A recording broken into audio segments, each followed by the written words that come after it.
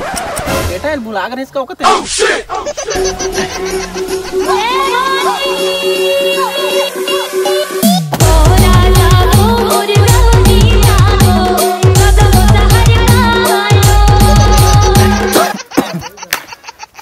साले फिर उसने करीस। अब एक बदला लेके रहूंगा।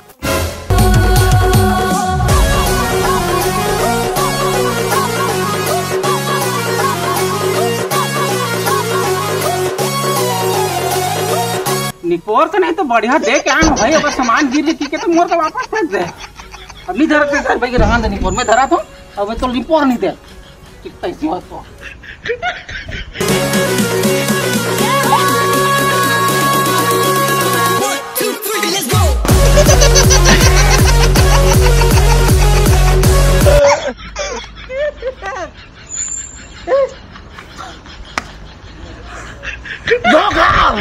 अन्याय करे नहीं वो करे तो मौका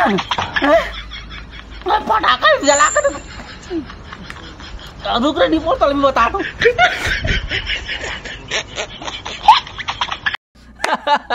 अब पता चले बेटा सोला तो देखा नहीं पोर के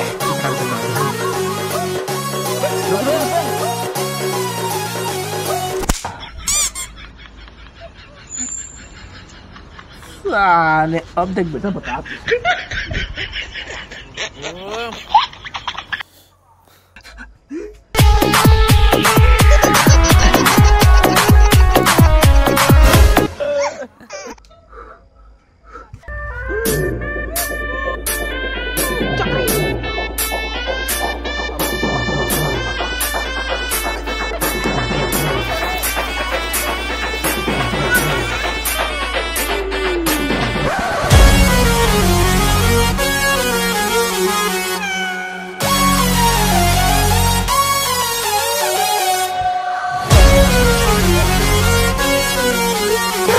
manik bantu ke mola teknik porwana itu.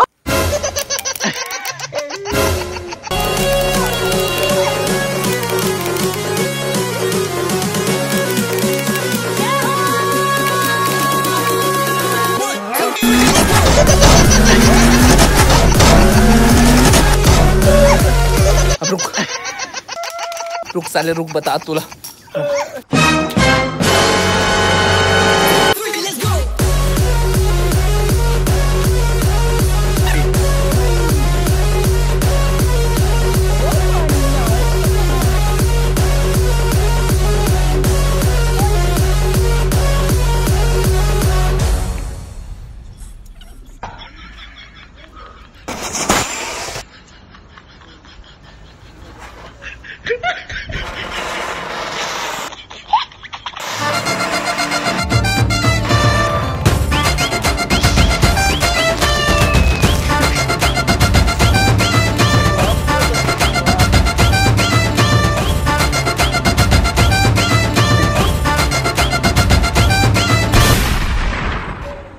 एक बड़े फटाका कहाँ मिली बेटा।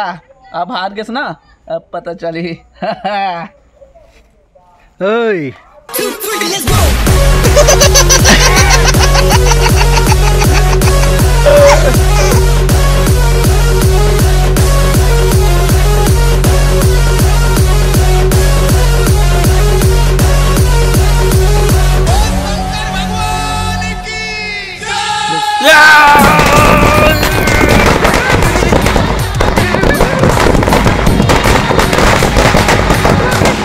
दिवाली। तो नमस्कार, जय जोहार, जय छत्तीसगढ़ संगवारी। आप सब बोझन ला दिवाली त्योहार के गाड़ा गाड़ा बधाई। आशा करता आप सब बोझन अच्छा से दिवाली मनात हूँ। और संगवारी हो ये वीडियो ला सिर्फ आप मन ला सब बोझन ला विश करे बार ही बना हूँ। खबर की कर स्टोरी की कोई मुड़ी पूछी नहीं, बस इसने मजा ले लूँ। लाइक करना रहता करो, नहीं मत करो, कोई दिक्कत नहीं। बहुत जल्दी बिल्कुल नया वीडियो के साथ में, तब तक मैं बना रहूँ। और फटाखा देखता के फोड़ू खबर की मैं हाँ फटाखा फोड़ते रहे हूँ, वीडियो बना रहे हूँ। जार के मौका साथ पूरा वीडियो नहीं बना हूँ, तो बस मैं बना रहा हूँ। जय जोहार, जय छत्तीसगढ़।